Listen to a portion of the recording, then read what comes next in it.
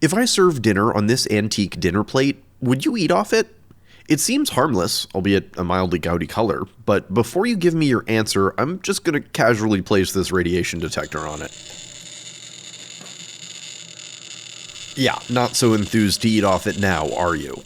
This crazy thing is a piece of Fiesta brand ceramic from somewhere in the early to mid 1900s. Back before we really understood the risks of radiation and heavy metal poisoning, Fiesta and other ceramic manufacturers at the time maintained a supply of uranium minerals for making these bright orange dishes and crockery. The glaze is about 14% by weight uranium oxide, making it both radioactive and likely to leach large amounts of radioactive heavy metal into your food. Delicious.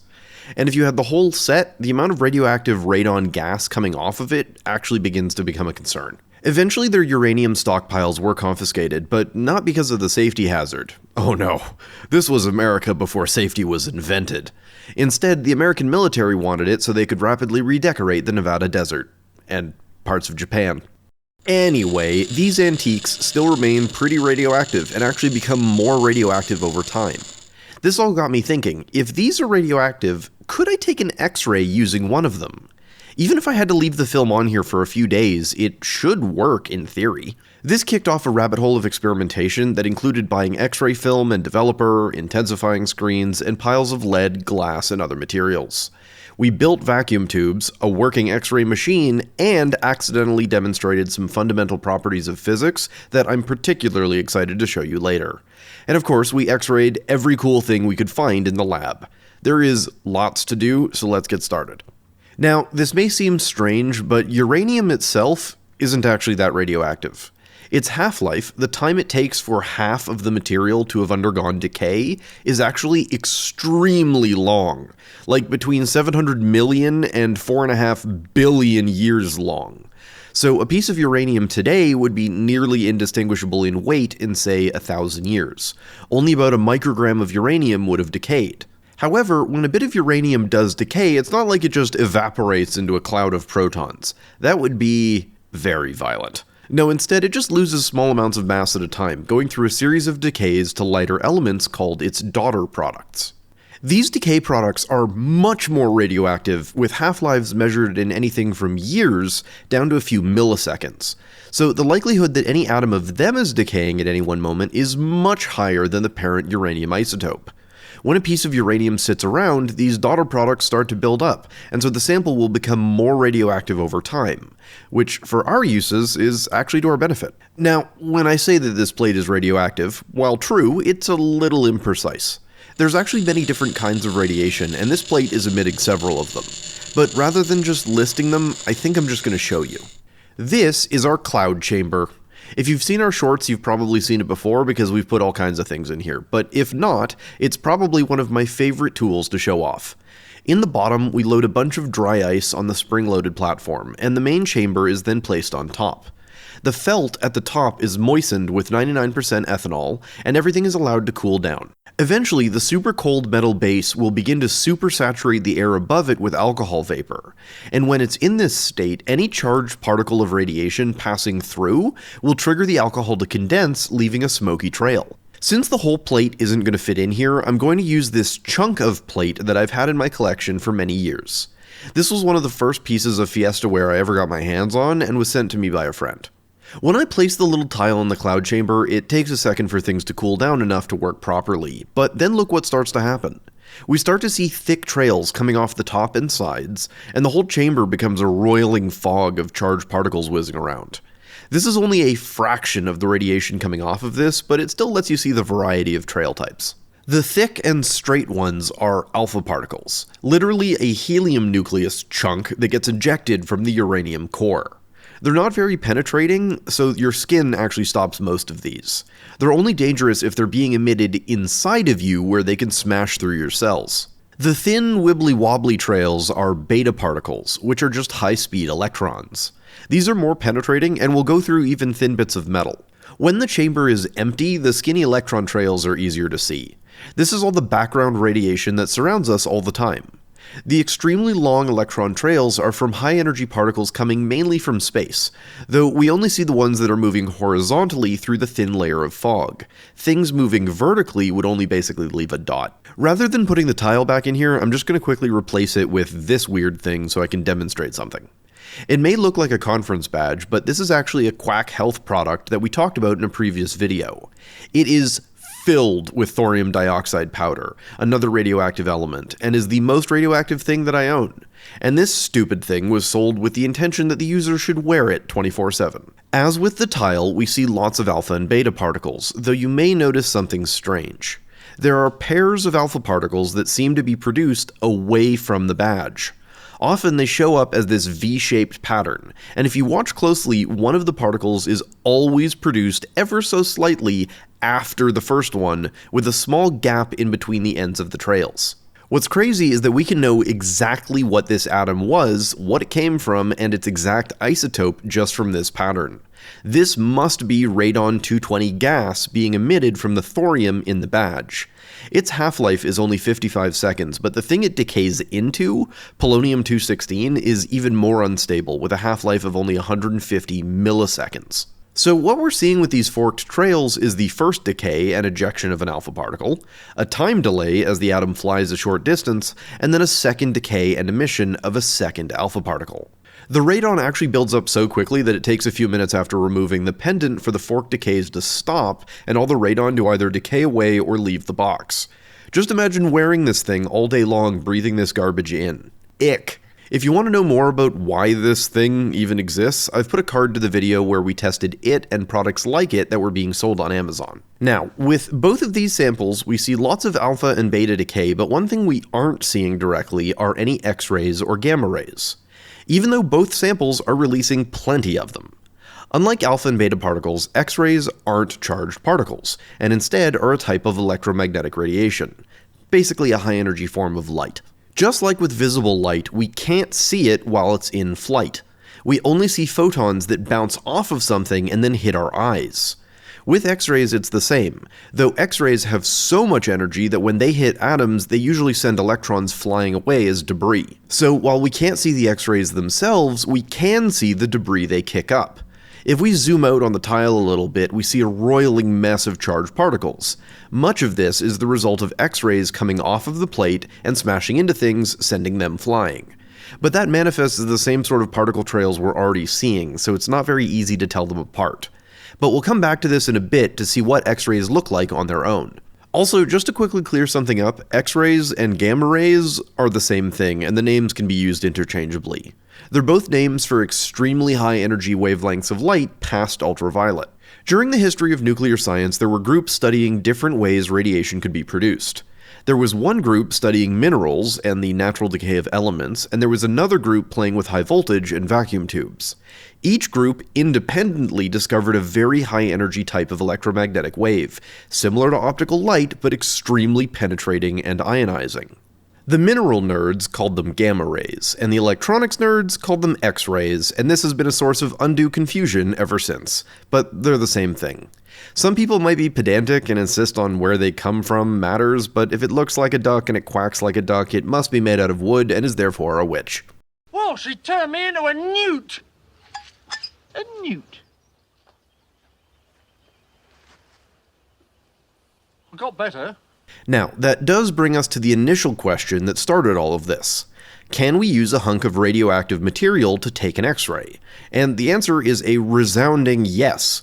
In fact, for a lot of industrial applications, it was much easier to just use a hunk of extremely radioactive cesium or cobalt in a special box than it is to lug all the equipment needed to make X-rays electrically. Our plate, while it is radioactive, in truth isn't that radioactive. While I dislike handling it, holding the plate even with bare hands for a couple of minutes is not going to hurt you at all, nor will being near it or having one of these on display. The dose is just much too low, but I certainly wouldn't want to spend extended periods hanging out with it on my lap or eating off it, especially if the glaze chips or sheds dust that ends up inside you, or leaches uranium into your food. Because of that, if we want to use the comparatively meek radiation of this plate to take an X-ray, we're potentially going to have to leave it sitting for days for enough radiation to hit the film. Speaking of which, I picked up this pile of old X-ray intensifier cassettes and a couple boxes of X-ray film online so that way we can take our X-ray images. After the last few months of optics and photography projects, this part actually felt incredibly familiar. We had to prep developer tanks and work in the dark under safe light, all of which was still set up from our experiments turning a potato into a working camera, making Cold War-era microdots, and making projection holograms with film negatives. It was a photo-filled summer, and I'd recommend checking out all of those videos if you missed them. Anyway, to take an X-ray with the plate, we initially tried to use one of the X-ray intensifying cassettes we bought, but this didn't work. So we thought that maybe it was just too thick and blocking too much of the radiation. So we ended up making a darkroom bag out of black plastic just to put the piece of film in. We made a stack of one of the X-ray film bags, then a collection of small, thin, metallic items, followed by the Fiesta plate. Since this was going to have to sit for a week or two anyway, we also doubled up and set up more items on top and another piece of film on top of that. And that's it, it just needs to cook. We ended up leaving it for about 2 weeks like this to make sure that enough radiation would have hit the film. While that's cooking, let's talk more about X-rays, because they have a lot more utility than just taking pictures, though we will return to taking pictures again in a second. When we want to learn about something that is emitting light, a common way to inspect it is to break the light into a rainbow with a grating and see the spectrum of colors that are in there. Gas discharge tubes, for example, give a characteristic pattern of lines based on what element is in the tube. We can actually do a similar thing for X-rays. Rather than a grating, we use a special instrument called a gamma spectrometer. To demonstrate this, I'm going to be using the same radiation detector you saw earlier. This is my Radioactive digital radiation detector, and they are actually the sponsor of this video. Rather than giving you the usual spiel, I'm just going to show you how cool this thing is. But if you want one, they're on sale at the moment for the holidays, and there's a link below. If you're in the market for a radiation detector, this one gets my stamp of approval and has quickly become my go-to detector. You'll note though that I didn't call this a Geiger counter, and that's because there's no Geiger tube in here. That's actually really old tech. Instead, there's a crystal of cesium iodide inside, which releases flashes of blue light when radiation passes through it. The flashes are too dim to see individually, but here's a long exposure of a piece of a similar material called bicron, being blasted with an X-ray beam. The blue glow you see is the sum of all of those flashes together. If instead of a long exposure and a camera, you were to use a silicon photomultiplier, you can actually record each of the flashes individually and how bright each one is. And that's exactly what the Radioactive does. What's cool about this is that the brightness of each of those flashes of light are directly proportional to the energy of the incident radiation. So higher energy X-rays will produce a brighter flash. Even better, the Radioactive detector automatically sorts all of the flashes, and makes a spectrum plot of whatever radiation is around. Since it can also be connected to my phone by Bluetooth, I can use the awesome companion app to see graphs and spectrums, and control the device even without having to touch it. This will come in real handy in a moment when we start playing with the really dangerous stuff. I can hide in the other room where I'm safe and get the data straight to my phone. Let's pretend for a second that I didn't immediately recognize this orange plate as uranium glazed, and thus far I've only used a normal Geiger counter on it. I know it's radioactive, but I don't know what's in here. With the Radioactive, all I have to do is leave it sitting on the plate for a few minutes, and when I check the app, a nice spectrum is ready to view. Sure enough, if we look, we see a very typical spectrum for a uranium-containing material. The different spikes correspond to X-rays emitted for specific elements in uranium's decay chain and the uranium itself. The app automatically labels the peaks with what isotope is known to emit specifically at that energy. For example, this one comes specifically from uranium-235, uranium's spicier isotope. This gamma spectrum technique is also how I know that the radioactive pendant thing contained thorium. We can measure the X-rays coming off it and clearly see the distinct signature of thorium and its daughter products. But you don't need to have a lot of radioactive material for this to work. With sensitive enough detectors, or just long enough recordings, even minuscule amounts of stuff can be detected. For example, after the advent of nuclear bombs, a huge amount of radioactive cesium-137 and other isotopes were sprayed into the atmosphere. It's one of the defining features of the Anthropocene. But this means that you can actually detect these isotopes in food samples. Take this bag of dried mushrooms, for example, which are known to hyperaccumulate cesium naturally. If I cleared the spectrum and then leave the Radioactive on the bag for a few hours, we get a fresh spectrum. And sure enough, we see the unmistakable spike of cesium-137. Don't get me wrong, the amount in here is absolutely tiny and harmless, but it is detectable. Now, this is all fine and well, but we're here to take pictures with X-rays, so let's get to the dangerous stuff. This is an actual X-ray tube, which, for some reason, they let me buy. To get it to run, I'm going to need two power sources, high current for the filament and high voltage to run the tube. I'm also going to need a large amount of lead and a remote trigger because this thing really does make an enormous amount of radiation and is legitimately dangerous to be around. We originally tried building a nice lead shield for the tube, but after a couple days' work, the first time we tried firing the tube in the shield, it arced through the lead and burned the plastic in a way that was unfixable. So we're rebuilding it, but in the meantime we're just going to be using more improvised shielding. But to make sure that we're being safe, we're using many Geiger counters positioned around the room to know where the danger is, and as much lead, bismuth, and distance as we could get between us and the tube. Anyway, I hadn't initially intended on buying this tube. I originally spent the better part of 3 weeks building my own vacuum tubes. But it turns out that glass blowing is actually rather difficult, and the special vacuum epoxy that I was using kept outgassing when I went to seal the tube. Eventually it hit a point where my desire to just have a working thing overwhelmed my desire to learn all of the skills needed to make the thing, at least for now. So I'll have to come back to that at some point in the future. To power the tube was an adventure in and of itself, and what we ended up getting working is almost embarrassing. The tube needs up to 70,000 volts DC to work, so in our mind the cheap and easy way to do that was a high voltage multiplier. This is a special arrangement of diodes and capacitors that takes a high-frequency, high-voltage AC signal in and converts it to a very high DC voltage, perfect for this tube. Originally we tried using flyback transformers as the source of the high voltage, but kept either killing the diodes or the transformers. So eventually, in an act of desperation, we bought some of these cheap arc lighters and tried those. They put out a 1 or 2,000 volt arc and are extremely high frequency, and apparently work unbelievably well to power voltage multipliers. The only trouble was that these are battery powered and push button operated, and don't come apart into nice pieces. So our solution was to 3D print a jig and strap a solenoid onto it to push the button for us, and then run a long wire so we could be very far away from it. We're standing about 40 feet away with several inches of bismuth and lead between us and the tube, and we made this into a 2-stage safety button to prevent firing the thing by accident. We're heating the filament using a doorbell transformer controlled by a variac, and when it's connected and we fire our high voltage monstrosity, sure enough, out comes a blast of X-rays that makes the Geiger counter scream. Now, of course, the most obvious thing to do with this is take some pictures, but before we do, let's circle back to the cloud chamber for a second.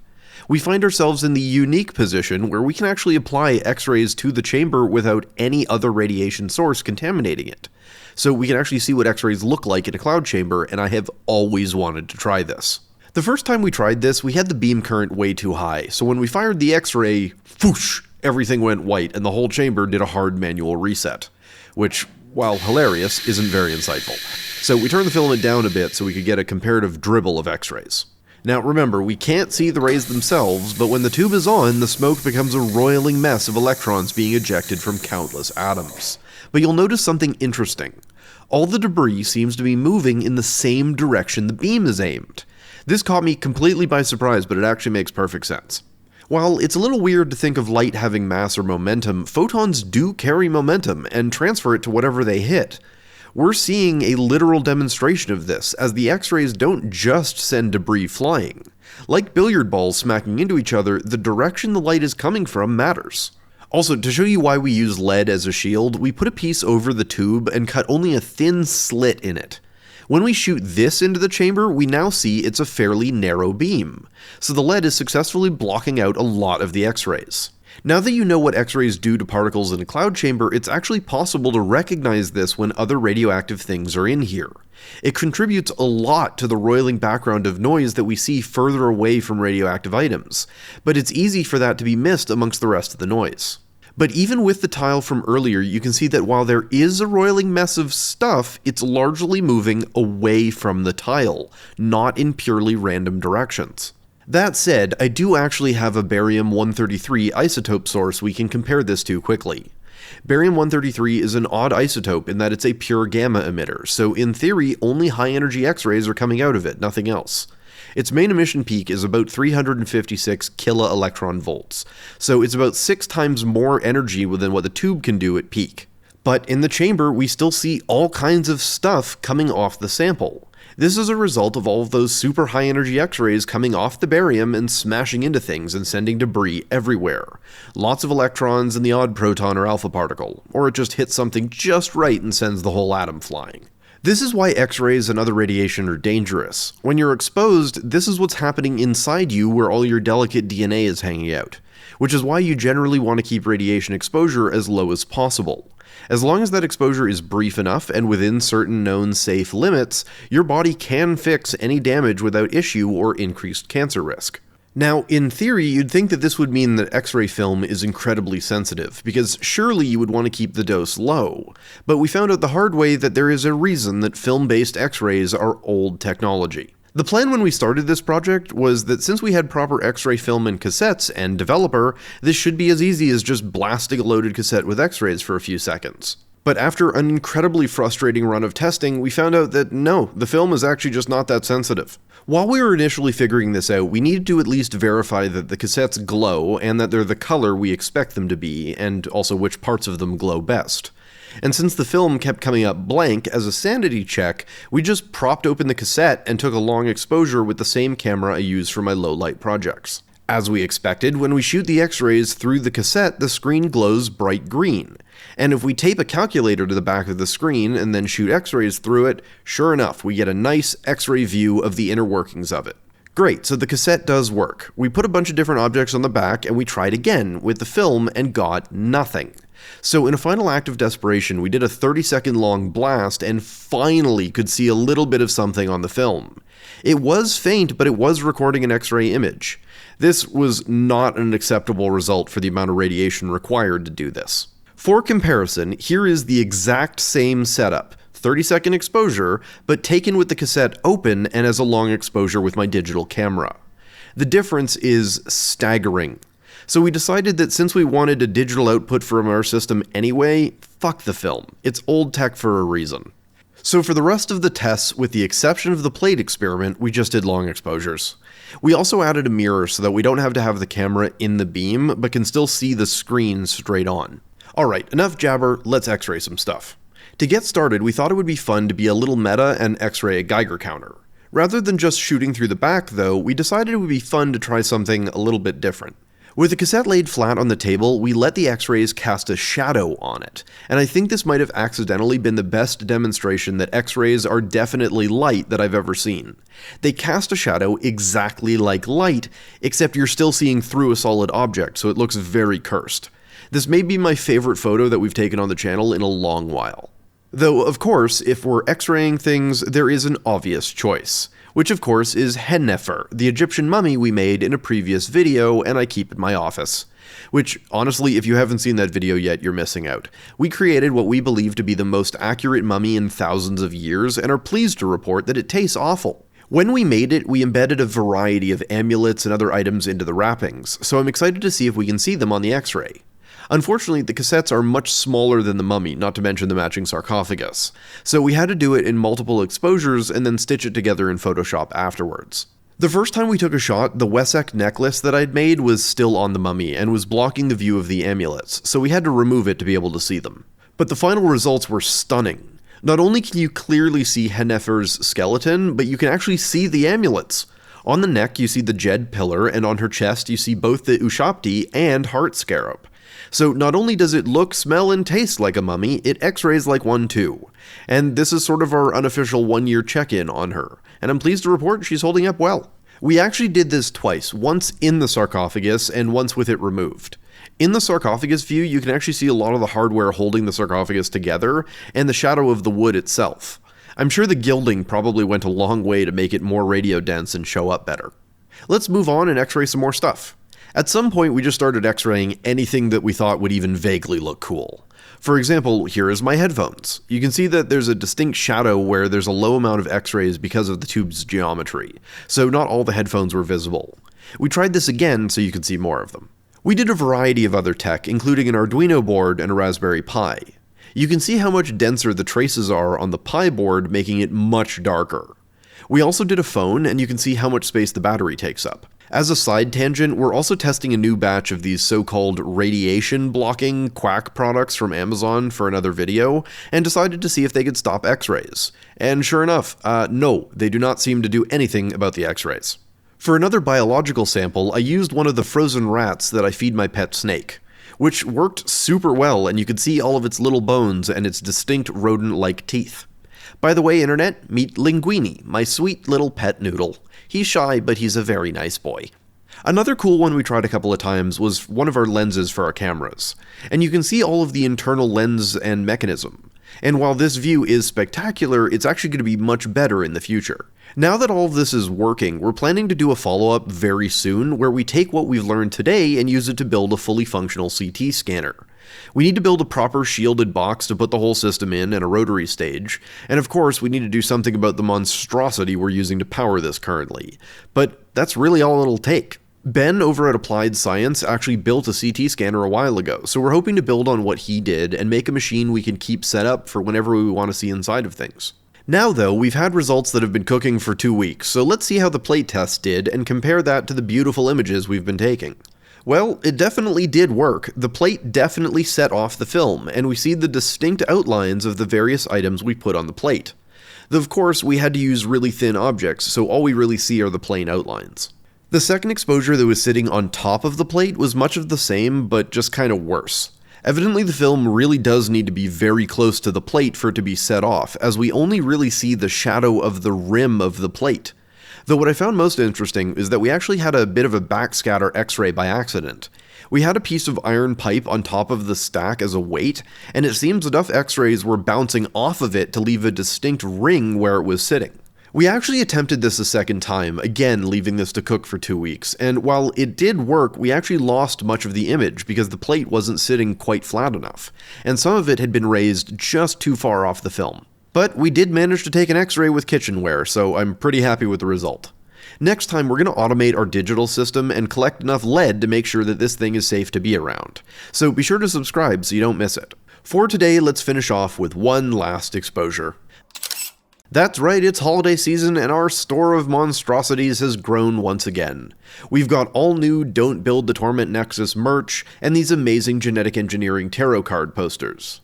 And of course our classic handmade mummy assembly instructions and neuron array posters are available too, as well as all of our other amazing designs to let you show off your mad science flair. And if you use the coupon code BONEEMPORIUM, you'll get 10% off your order and a slight sense of unease. Also, if you haven't already, I'd highly recommend signing up for our newsletter. You'll be the first to find out when we add new things to our store, and we're getting ready to release our first DNA and biological kits, so you'll be able to snag one as soon as they're announced. And as always, I need to say a special thank you to our amazing patrons and channel members who make these videos possible. Patrons and members get access to our supporter Discord, so if that's something you're interested in, or just want to help keep the flow of science videos coming, then there's some links below. But that's all for now, and I'll see you next time.